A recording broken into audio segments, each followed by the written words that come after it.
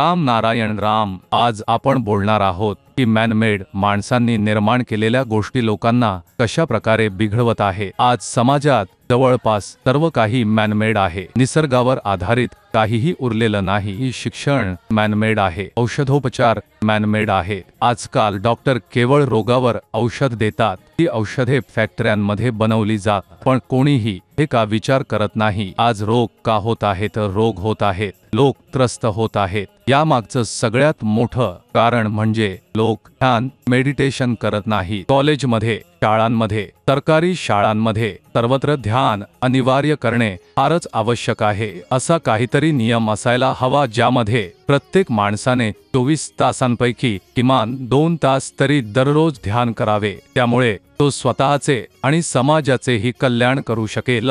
जर असं न केलं गेलं तर ना तुम्ही स्वतःचं भलं करू शकाल ना दुसऱ्याचं। ध्यान म्हणजे ध्वनी ऊर्जा आहे, ती एक आध्यात्मिक विज्ञान आहे। ती स्वीकारा। हे करताना ना कोणताही खर्च येतो, ना कोणतं ओझं येतं। फक्त झोपण्याआधी शांत बसून ध्यान करा। हळूहळू ध्यान करणे तुमच्या दैनंदिन सवयीचा एक भाग बनून जाईल। प्रत्येक माणसाने आपल्या अंतर्मनात बसलेल्या विवेकाचा आवाज ऐकला पाहिजे, त्याचा सन्मान केला पाहिजे। विवेक प्रत्येकामध्ये असतो। आपण जे काही चांगलं वाईट करतो त्यापूर्वीच आपला विवेक आपल्याला सांगतो की काय चांगलं आहे आणि काय वाईट आहे। एक लहान मूल सुद्धा खूप काही समजून घेतं। समजा एखादं 1 वर्षाचं मूल स्वयंपाकघरात धावत जातं, जिथे त्याची आई चुलीवर अन्न शिजवत असते। ते मूल आईकडे धावत जातं, पण जसजशी चुलीची उष्णता जाणवते ते थांबतं, कारण त्या मुलाच्या मनात बसलेल्या विवेकाने त्याला सावध केलं की पुढे आग आहे, उष्णता आहे, पुढे जाऊ नको। आता विचार करा,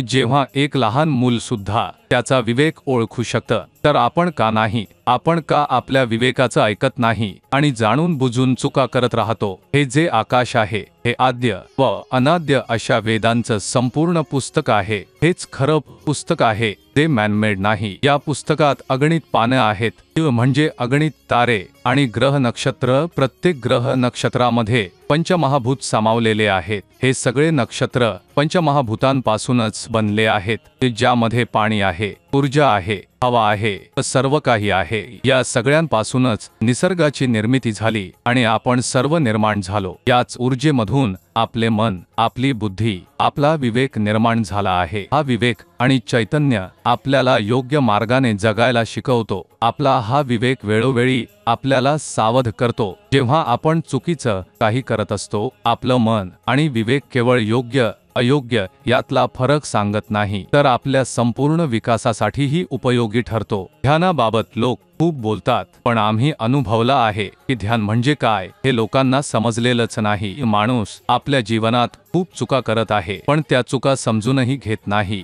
काय चुकतंय हेच माणूस ओळखू शकत नाही। माणसाचे शरीर ही पृथ्वीचाच एक भाग आहे। लोकांनी ध्यान केलं पाहिजे। ध्यान केल्यानेच तुमचं मन शांत होईल, तुमच्या विवेकाची वाढ होईल आणि त्याचबरोबर तुमचं कल्याणही होईल। तुम्ही नेहमी राम नारायण राम चा जप करायला हवा।